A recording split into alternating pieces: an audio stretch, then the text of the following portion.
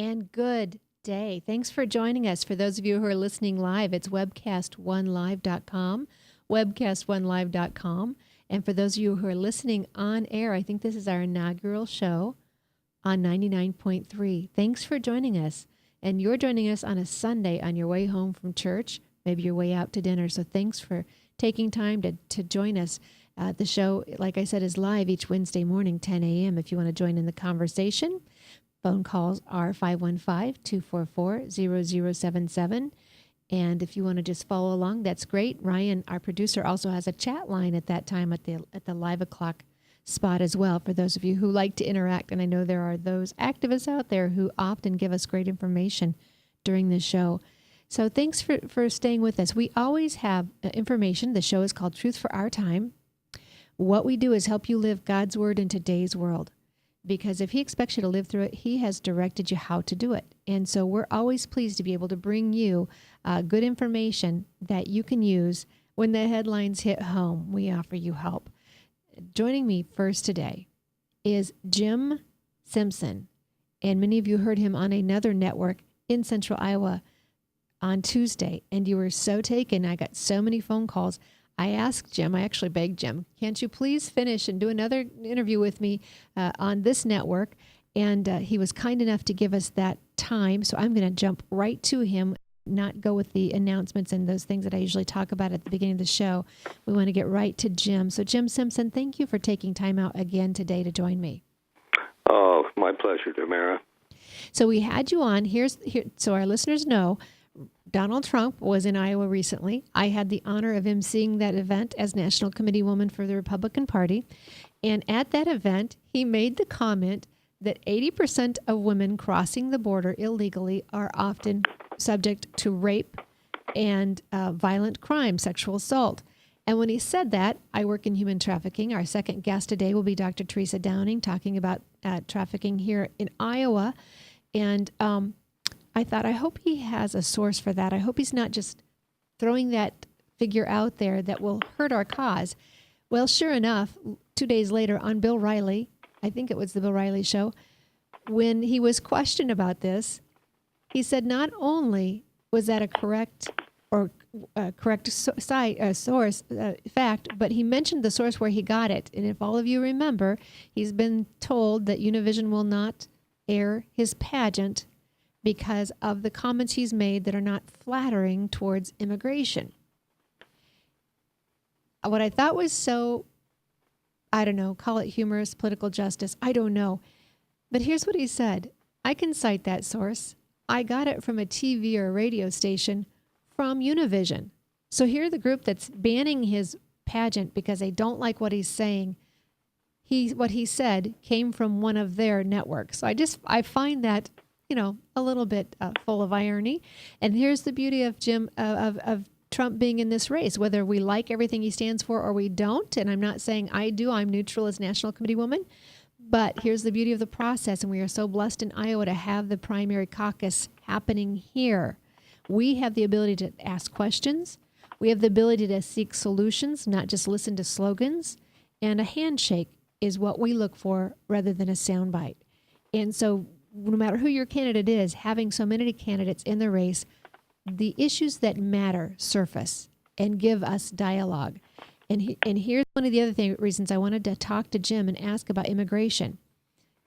2 days later, in that same week, a local county supervisor was on WHO, a local radio station, made the comment that anybody who was going to push the idea of enforcing immigration laws in this country would not do well in the Republican primary. And I had to laugh again because Trump at that point was polling second, not just in Iowa, but in the nation. So the people care.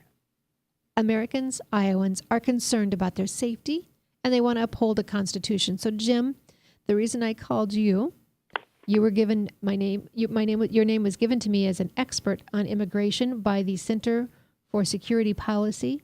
And I thank you for sharing the information that you have given to us. And we look forward to sharing it with this audience today. Is Donald Trump right when he talks about immigration? Well, let me just quote directly from the article. It's in an article on a website called fusion.net, where, interestingly, there's another article from a Hispanic man who's very critical of our immigration, the fact that we don't have more open borders and that we're not more welcoming. But here's what it says.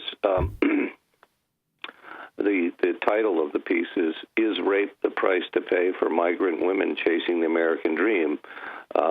And then it says the second line in this article, a staggering 80% of Central American girls and women crossing Mexico en route to the United States are raped along the way, according to directors of migrant shelters interviewed by Fusion.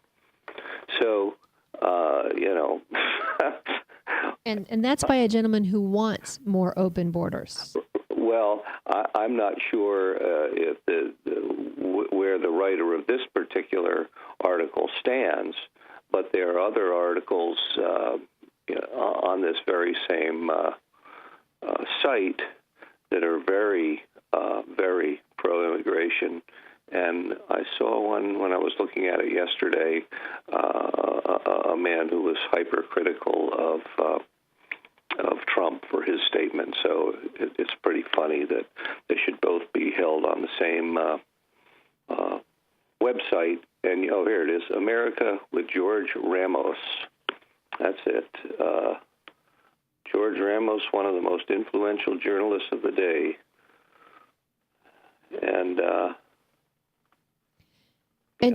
And so here's the deal. Yeah. I find it amazing that pundits, newscasters, the media, and even candidates challenging Trump in the primary are coming out against his words on immigration when all he's simply doing is upholding the Constitution and wanting to protect this nation with borders. And each of them, if they are elected, will take an oath of office to protect the citizenry. That's not everybody in the world. That's the citizenry. Voters, residents in this country legally. Well, that's exactly right. And it's in my mind, it's even silly that we even have to have it would be silly if it wasn't so horrifying that we actually have to have this conversation. The United States is a nation that has prospered because it has been run under the rule of law, and allowing people to flagrantly and systematically violate the law undermines the legitimacy of the law. So you don't need to go any further than that, but we can go so much further than that. The illegal aliens that cross the border, as we described yesterday, some of them are indeed people just looking for a better life now. Legal immigrants come that way too, but they actually have to wait through the process. They have to pay a lot, and they take a lot of time, and we welcome them with open arms. Yes, and we admit that legal system does need some revising. It shouldn't take 10 years, $10,000. It shouldn't take 10 years, $10,000. And I'm willing to bet most people don't know that we allow in 1 million people a year legally. 1 million. And so, and after Teddy Kennedy got the Immigration and Naturalization Act passed in 1965, the complexion of those immigrants radically changed. We had previously been selective about who we would let in based on our assessment of whether or not they would actually contribute to our country or not.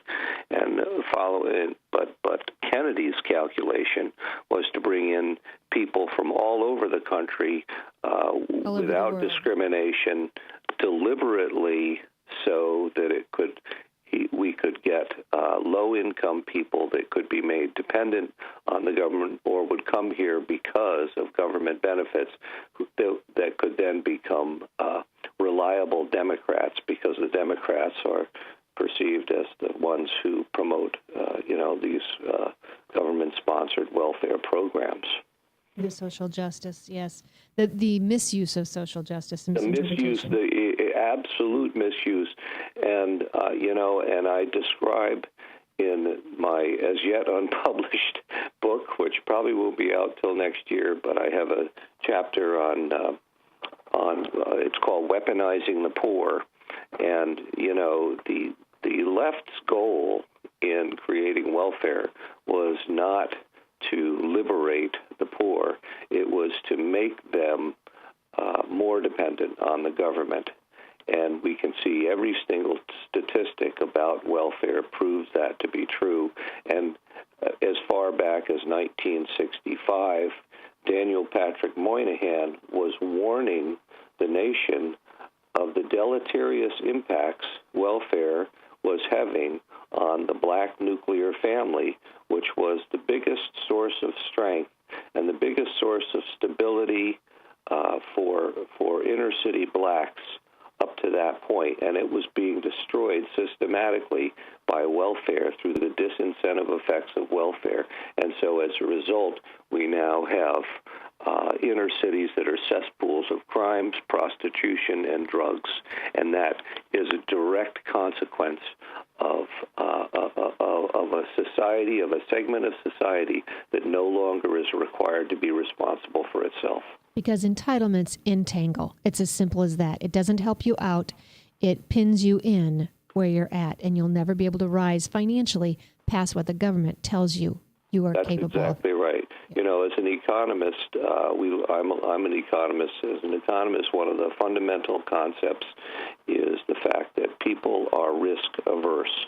And when you put people who are on the margins of society to begin with in a position where they have to choose between going out and finding work in an atmosphere where they have very few skills and very few prospects of getting high-paying jobs at first, and give them the option to take welfare instead, where they don't have to take those risks, people inevitably, unerringly choose the easier way. It's human nature.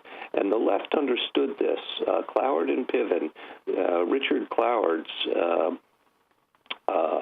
welfare program in the Bronx was the model that Lyndon Johnson used for his Great Society program.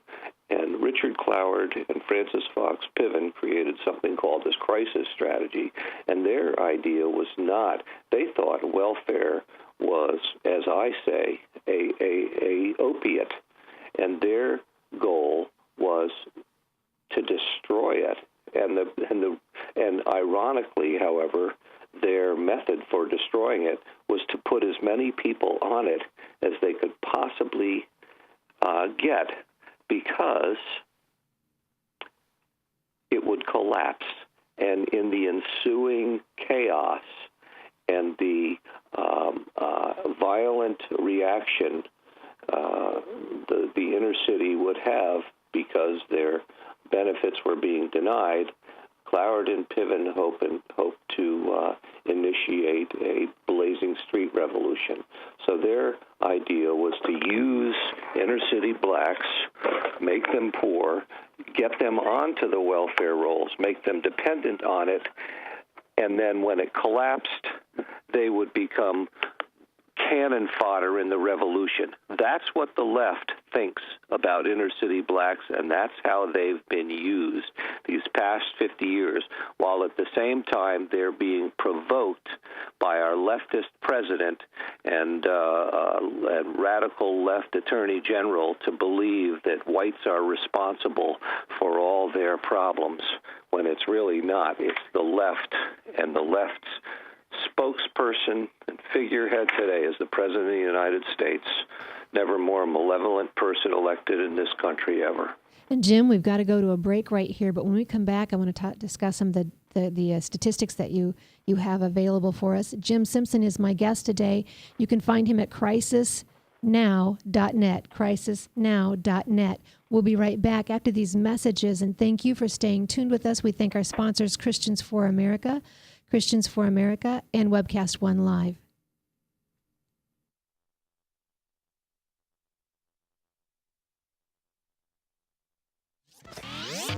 From the RE/MAX Real Estate Concept Studios, this is Webcast One Live.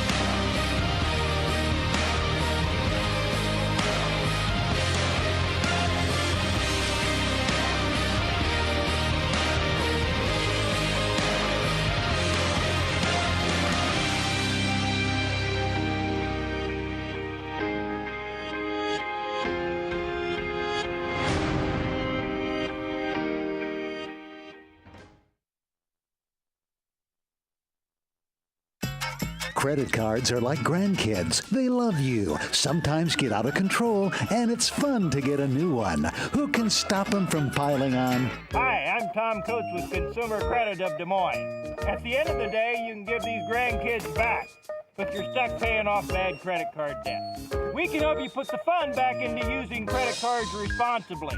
Right, kids? Yeah! If you need help getting credit cards off your back, call Consumer Credit of Des Moines.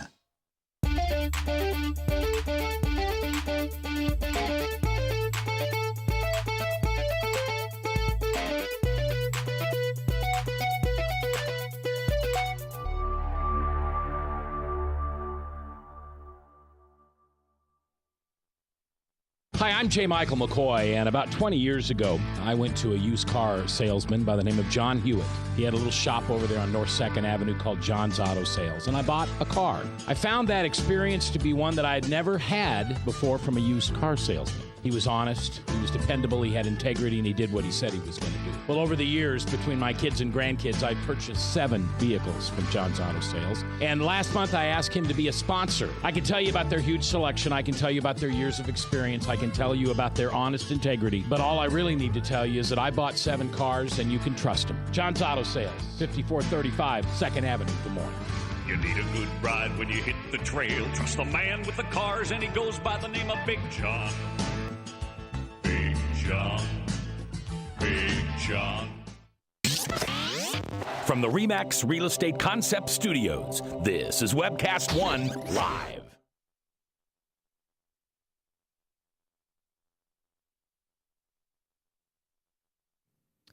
And you're listening to Tamara Scott Live with Truth for Our Time. And if you want information, Jim's going to give you great statistics today. And I know if this goes like our previous interviews, you're going to be wanting some of those statistics and the ability to review them for yourself. I've got several of his links on Truth for Our Time Facebook page, Truth for Our Time Facebook page, and as well, archives are available at Tamara Scott Live on YouTube. Tamara Scott Live on YouTube, and the website tamarascott.com is so close to being done, thanks to Ryan, my producer, and he's waiting on me, as you can imagine. So we'll try and get that up for you very quickly as well. Jim Simpson, crisisnow.net. He is an investigative journalist, a researcher, an economist. As you can tell, he has a wide variety of experiences, which usually happens when you're in the field of journalism. So, Jim, thank you so much for taking time out to join us again. The statistics that we're talking about immigration, and it's not that we have hateful hearts or that we're biased against anyone else. As a Christian, and this show goes out to a lot of Christian listeners, we have an obligation to do what is the right and just thing. We're told to always act justly, walk in love, and be humble. And so the problem is when you bring people in without being able to care for them, you put everyone at danger. When you bring them in, when you allow them to come in illegally as a Christian, you're enticing them to sin, which I don't find that as being a positive role for Christians either. And now I hear this new movement amongst Christians, some pastors saying that this is a group we can witness to and get saved, and that's absolutely true. So is the prison ministry, so is the Bronx, the inner cities, the gangs. So we don't have to allow somebody to break the law before we can minister to them. And that's not an excuse to allow or entice somebody to break the law. And Jim, the reason we feel that way is because some of the dangerous issues that you let us in on. Tell us some of those statistics that you were were justifying Trump's comments with illegal aliens. Well, first, let me react to that statement that you can evangelize these people. You know, the voluntary agencies, 6 of 9 of which are nominally religious, Jewish, Catholic, and evangelical, they are prohibited by law. And I actually interviewed a gentleman from South Carolina who's very big on promoting resettling refugees in Spartanburg, South Carolina, and he told me that one of the great opportunities that Christians had was to evangelize these people while they were assisting them in resettling. And those agencies are prevented by federal law from evangelizing anyone. So they're not allowed to say a thing about religion. They're not allowed. So the fact of the matter is the man knows this fact. He was lying to me. These voluntary agencies that come under religious headings are nothing more than federal contractors making billions of dollars a year resettling third world refugees, asylum seekers, and illegal aliens, many of which have no interest in assimilation, and some have very malevolent intentions for the United States, especially those being resettled from Muslim countries. But going back to Donald Trump's statement, you know, the General Accounting Office, or I guess it's called the Government Accountability Office now. When I was in the government, it was the General Accounting Office, did a 2011 study of criminal aliens. And they chose 5 states, New York, California, Texas, Arizona, and Florida, all big illegal alien states. And I chose, they went through a whole list of crimes these people had committed, and I picked out murder and sex offenses because they were just so incredibly over the top. And as I told you yesterday, these are all based on 2008 statistics. Murder convictions in New York of criminal illegal aliens were 1,168 in 2008. The state's total murders in 2008 were 835. So the murder convictions of illegal aliens in that year were greater than the total number of murders committed that year. And I mean, you ask that can't make any sense. Well, of course it does, because the convictions may not have been based on arrests from that year. They probably went back 1, 2, 3, maybe 4 or 5 years. So I went and said, okay, so let's take a look at the past 3 years.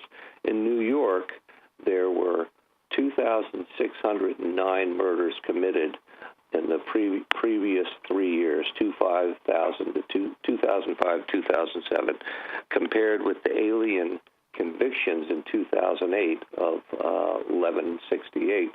That's 44% of the total 3-year total murders in New York State. 44% of the convictions in 1 year were equal to 44% of the 3-year total of murders in New York. And there were similar figures, huge figures, in California.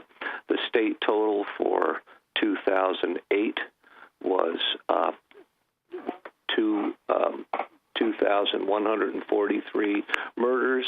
There were were 2,895 murder convictions of illegal aliens in 2008. That's 135% of the total. In Texas, it was 68% of the total. In Arizona, it was 80% of the total. In Florida, it was 150% of the total. And when you go to 3-year rates, same thing. California, 40%, Texas, 22%, Arizona, 24%, Florida, 55%.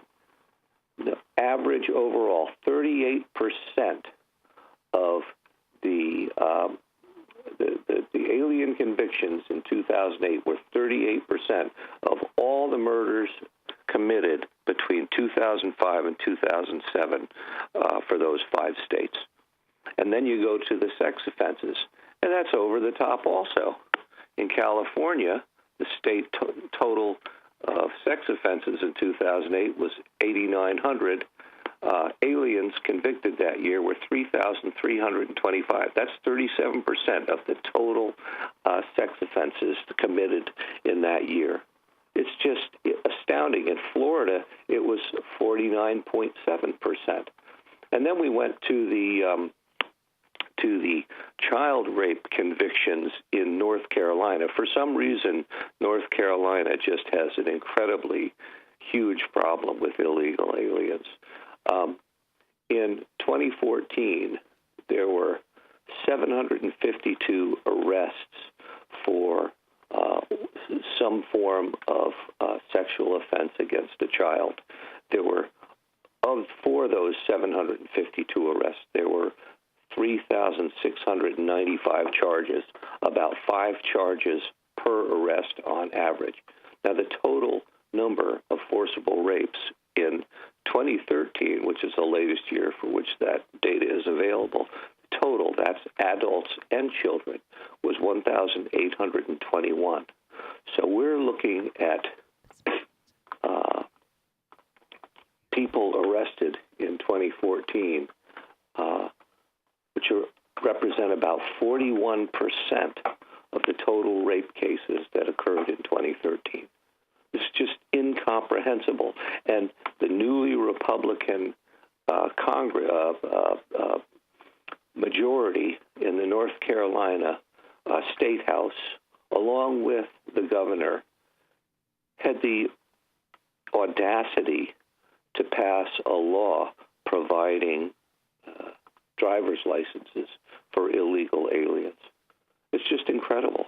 Okay, I'm trying to write down these statistics as quickly as you're saying them, and I've now heard it twice, and I'm still astounded. For our listeners and our viewers who want this information, where can they find it, Jim?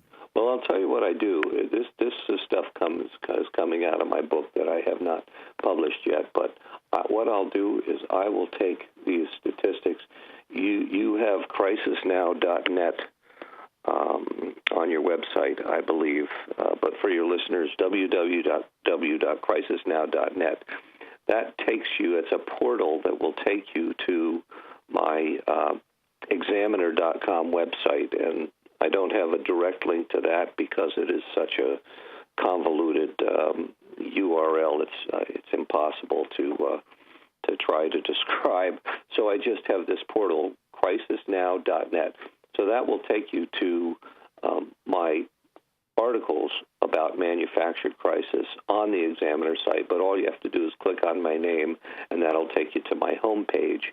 And I will post these statistics today on the homepage. I will post them there. After we get done, I will get right online, and I will post these statistics, and people can see them for themselves. It's just incredible. And this data from the GAO, I had to twist their arm to get it because it was unpublished data. Unpublished and unpopular. Extremely unpopular. It's unbelievable. So, if anything, Donald Trump was not exaggerating the problem at all. You know, the people that come in illegally into this country illegally, like I said earlier, sometimes they have very compelling stories. That is not an excuse for them to commit crime. We have enough problems of our own without having to deal with the rest of the world's problems, largely created by the failed states in those countries, and we shouldn't be subsidizing that implicitly by taking all their problems off their hands. But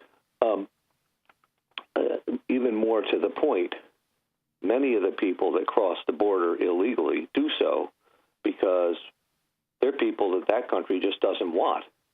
And they're coming over here because there's greener pastures over here. They can have an easier time committing crime over here. We have a legal system that is much more favorable to the defendant than, for example, Mexico, where a lot of these child rapists wouldn't last a week in a Mexico prison.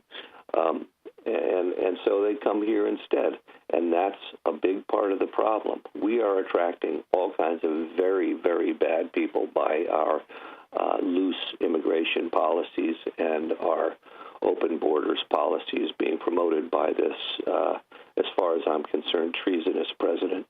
And so even if we had the most compassionate heart and we brought and we allowed the very best of other nations to come here, maybe it's not the ones you're saying that are dangerous. And we're not saying everyone who crosses the border is a criminal. We're not saying that by any means. But say they are the best of the best coming because their countries are bad. Here's the deal. We have the freedoms and liberties we have in this country because we allowed our forefathers, our ancestors. They fought. They risked it all. They gave, and oftentimes the ultimate price to ensure the inalienable rights that we have endowed by our Creator. And the fact that this country was built upon that very premise that we recognized a providence, a supreme being, mentioned 4 times in our Declaration, in one way or another. We honored the God who we felt gave us the protection to start this country and to bless this country. So we put blood on the line to give the liberties we have. And so we can't allow others not to do the same in their country, or we bring those wars here. We've got to go to break right now. We'll be right back after these messages. Stay tuned. Tamira Scott with Truth for Our Time.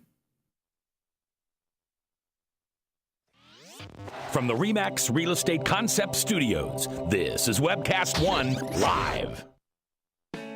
I'm Brian Leach, owner of Service Legends, and my position is Chief Talent Officer.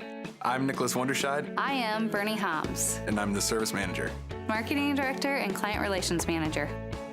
Everything that we do is about ensuring that we exceed your expectations. Our clients are important to us. 100% satisfaction. We're not just focused on heating and cooling. That's the easiest part of our job, actually, is fixing furnaces and air conditioners. Everyone that we come in touch with, we want to improve lives. Bottom line is, we've got our installation guarantees, 25% energy savings guarantee, comfort guarantee, temperature selection guarantee, property protection guarantee. 100% satisfaction guaranteed. Fixed rate or it's free. All of those guarantees are backed up with a 100% money-back guarantee to hold ourselves accountable to making sure that you get what you're after. Just fixing the problem today. If they have another problem 5 days down the road, it's still fixed rate or it's free. We use what's called straightforward pricing. Our technicians are going to give you an exact to-the-penny price on what it's going to take before they move forward with any repair. That way you know what to expect. It's the same price every day. No surprises. If you get off work at 5 o'clock in the afternoon, you come home, you realize that, oh, my furnace is broken. Now you need to call somebody out that night. You shouldn't have to pay more for that. We're guaranteeing service 24/7. We run afternoons, evenings, nights, weekends. We're staffed to work that. Phone rings at 3 in the morning. You'll get one of our representatives answering the phone every time. We're not sending you out to Timbuktu in some call center. It's our Service Legend team members, our mission control team. I'll take a call anytime. And then they answer the phones the same way during the day as they do at night. It's a great day at your service company. How can we make you smile? That's the only way to provide true 24-hour service. When you're able to let somebody actually live in their home safely when they weren't able to do that before, where they don't have to stay up at night and worry about, is the heat going to come back on? Are we going to freeze the pipes? Is the baby in the room next door going to be sick because they got too cold? When you're able to help somebody overcome challenges like that, that's impacting a life. That makes a difference. I get goosebumps thinking about it. I love the team. I love the people that I work with. We have fun, but we work hard.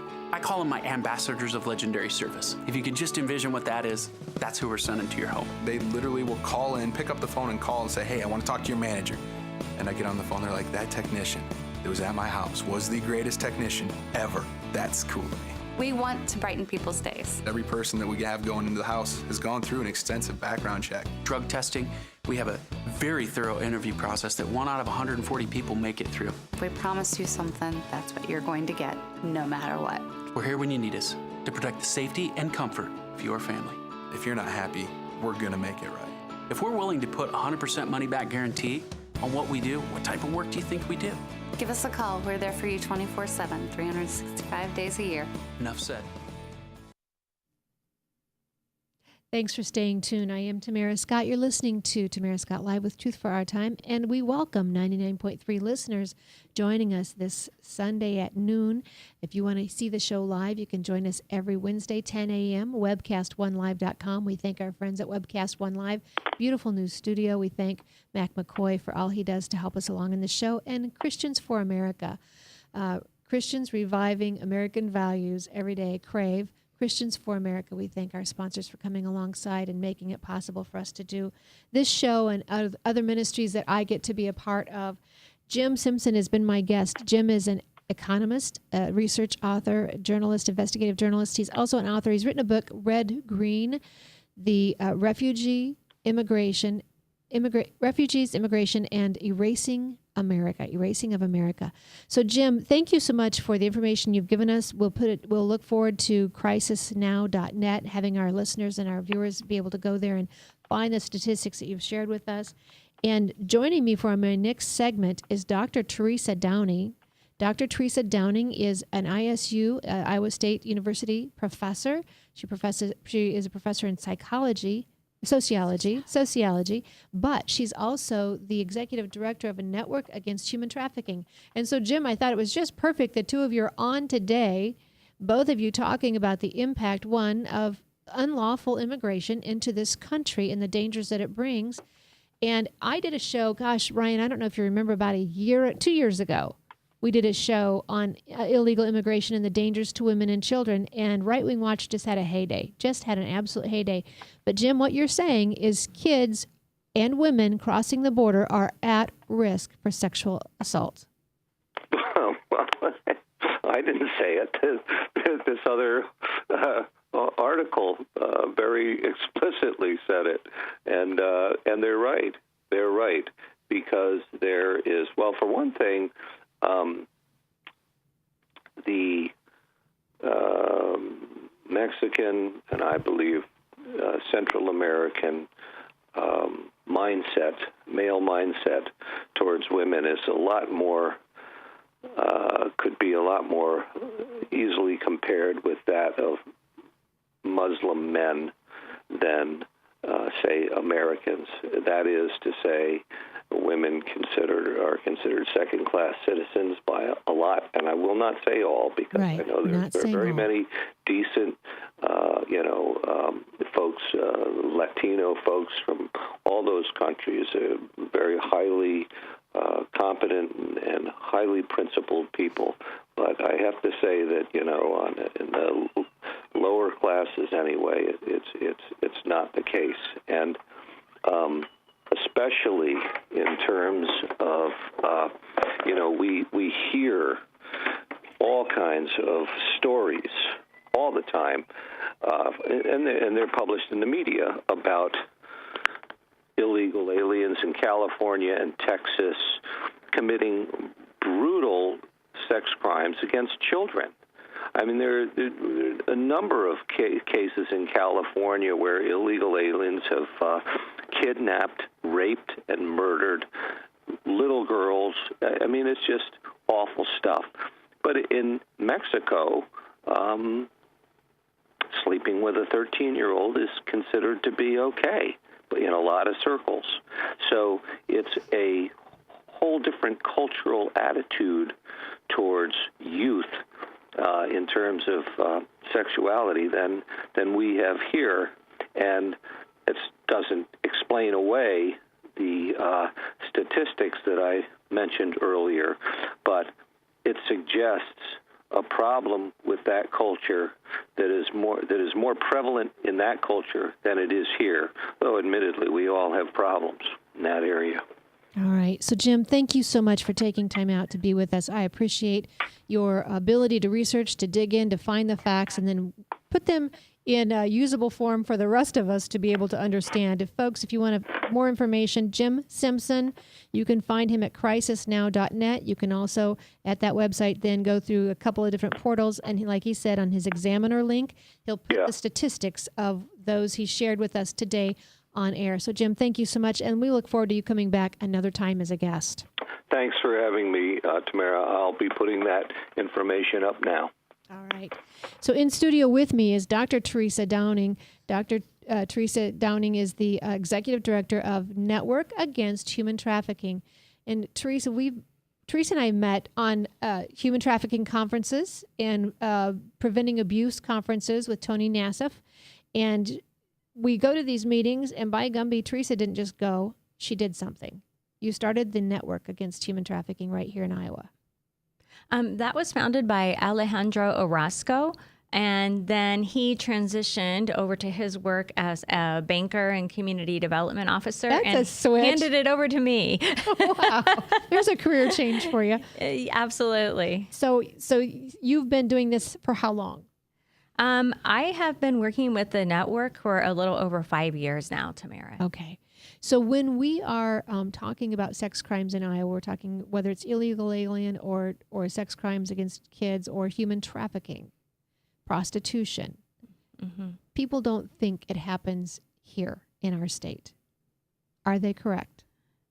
No, actually, sex crimes against children and human trafficking are quite prevalent in Iowa.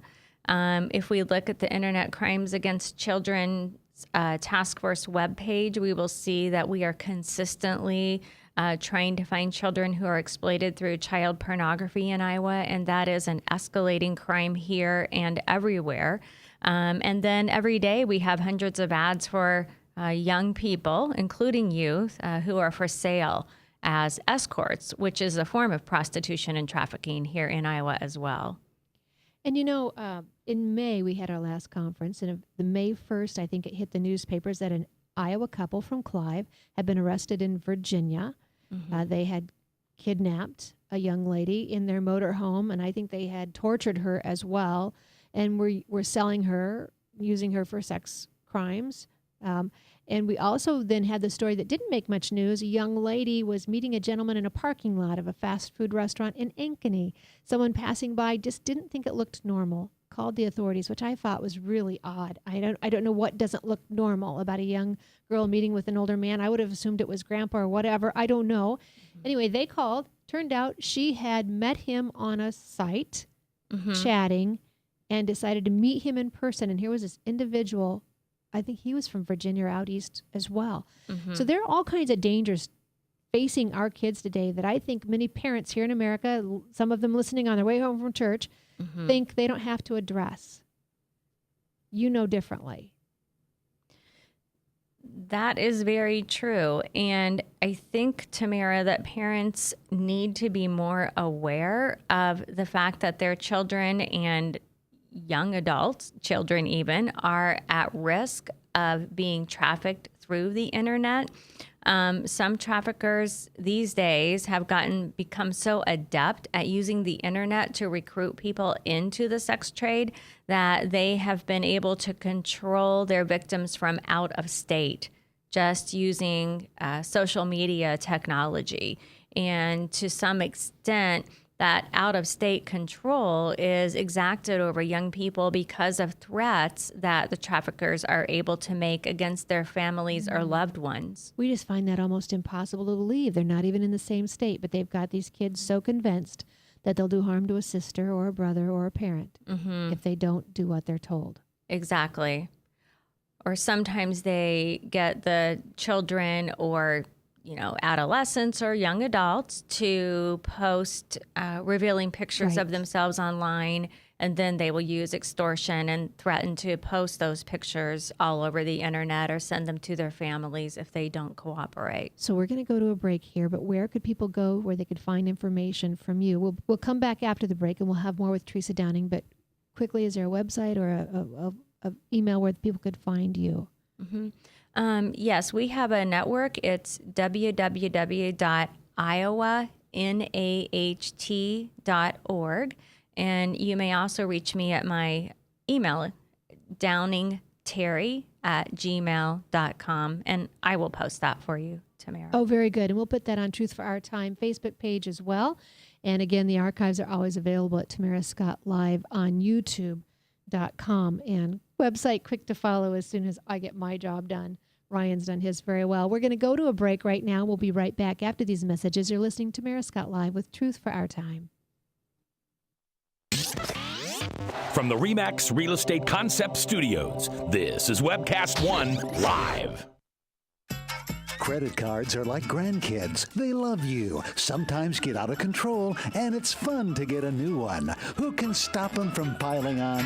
Hi, I'm Tom Coates with Consumer Credit of Des Moines. At the end of the day, you can return the grandkids, but you're stuck paying off bad credit card debt. We'll help you put the fun back into using credit cards responsibly. Right, kids? If you need help getting credit cards off your back, call Consumer Credit of Des Moines.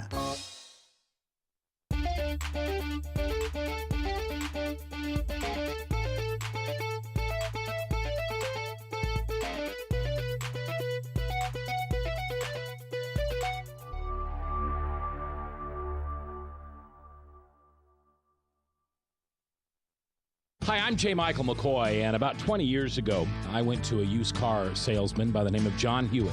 He had a little shop over there on North 2nd Avenue called John's Auto Sales, and I bought a car. I found that experience to be one that I had never had before from a used car salesman. He was honest, he was dependable, he had integrity, and he did what he said he was going to do. Well, over the years, between my kids and grandkids, I purchased 7 vehicles from John's Auto Sales. And last month, I asked him to be a sponsor. I can tell you about their huge selection. I can tell you about their years of experience. I can tell you about their honest integrity. But all I really need to tell you is that I bought 7 cars, and you can trust them. John's Auto Sales, 5435 2nd Avenue, Des Moines. You need a good ride when you hit the trail. Trust the man with the cars, and he goes by the name of Big John. Big John. Big John. From the RE/MAX Real Estate Concept Studios, this is Webcast One Live.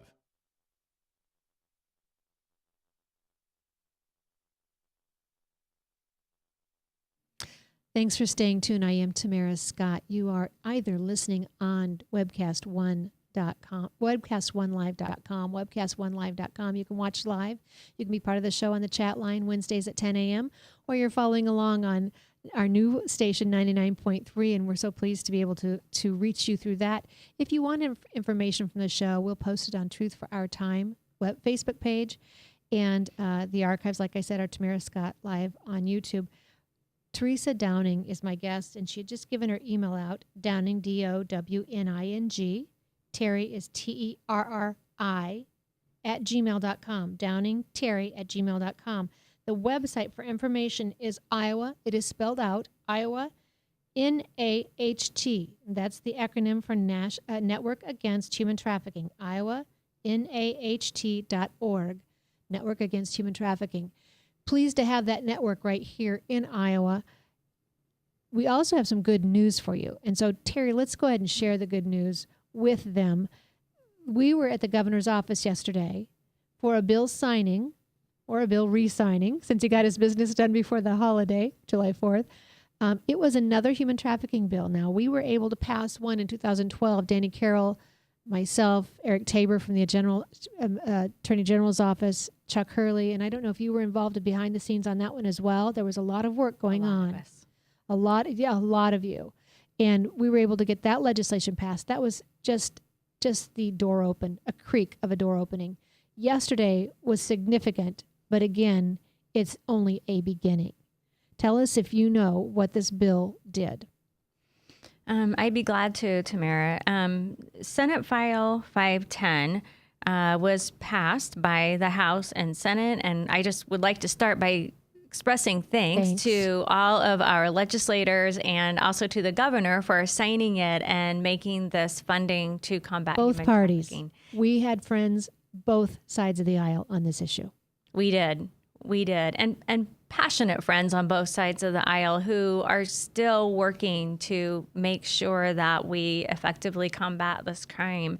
What did we accomplish with Senate File 510? We opened the door further, but it's still just a door opening. But tell us, we categorized the felonious act of involving human trafficking in a first-degree forcible felony. That's huge. That is huge. And for your listeners out there, that since it is now classified as a forcible felony, that means that offenders have to serve 70% of their maximum sentence prior to becoming eligible for parole. So no, there's really very little getting off for good behavior on this one once someone is incarcerated for this heinous crime. Another really important point is that the legislature established a human trafficking enforcement fund in the Department of Justice, and they are going to transfer funding from the mortgage settlement fund into this fund in order to fund training for law enforcement, members of the state patrol, county attorneys, judicial officers, juvenile court officers, and our 911 dispatchers as well. So that's very exciting that we're going to see many of our critical justice professionals and law enforcement professionals trained in Iowa, and not only ready to identify the crime when it occurs, but also to rescue victims and make sure that the perpetrators are held accountable for their behavior. And the reason I think, correct me if I'm wrong, Chuck Hurley really pushed this legislation. I will give hats off to Chuck Hurley. Danny Carroll knows so much of the underground work that needs to take place, being a former Speaker Pro Tem. And I know you had a team of people that I probably haven't even met yet behind the scenes as well. But they pushed this because prosecutors were saying we're not able to get convictions because of either lack of information, wrong questions asked at the arrest. Yes. So this will help those folks you just mentioned, one, know what to ask for, know the questions to ask, and know what they need to do to secure a better chance of a full prosecution. Mm-hmm. And you and I have talked about this. We're not saying to decriminalize the prostitute, but we've got to start going after the pimp. Yes. Because otherwise they just move to a new location, get a new crop of victims, and go again. Yes, absolutely. We would not have the crime of human trafficking if not for demand. And we have demand in Iowa for purchasing children, youth, and young adult of all ages. I would say that in Iowa, there is demand for children as young as infancy on up through young adulthood. Everybody in their car just on the way home from church, I was just sure they didn't hear that right. A demand for infants in Iowa. Yes. I recently met online a young woman who had been trafficked in Iowa from the age of 2. And she was trafficked for many years of her life until she was identified and rescued. And she said that she saw infants being raped and used for pornography while she herself was being victimized by traffickers who were part of what I would call a pedophile trafficking ring here in our state. So everyone listening, they're grieved. What do they do to help? What do we need listeners out there to do? Well, I would say, Tamara, that it's awesome that we passed this legislation. It's awesome that we have nearly $1 million worth of funding now to go towards combating this crime and educating our law enforcement and judicial officials about this crime. But we have a long way to go as a public in terms of standing behind our law enforcement officials, right, including our sheriffs, including our police chiefs, standing behind our justice officials, in particular our county attorneys, judges, and juvenile court officers, and communicating to them that we want you now to enforce Iowa's laws. We need you to do that. We expect you to do that. You are in service to the public, and we demand that you enforce our laws.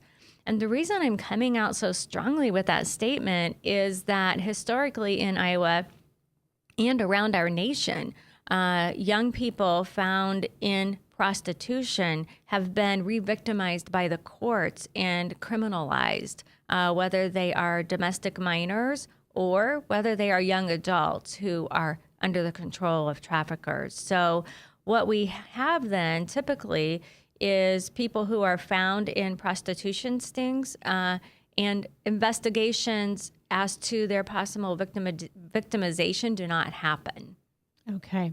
This has been a lot for those of you who are listening today. If you want more information, you can always contact us at Truth for Our Time, our Facebook page. You can get a hold of us as well through this radio station that you're listening to. Also, the Downing Terry at gmail.com, the IowaNAHT.org website.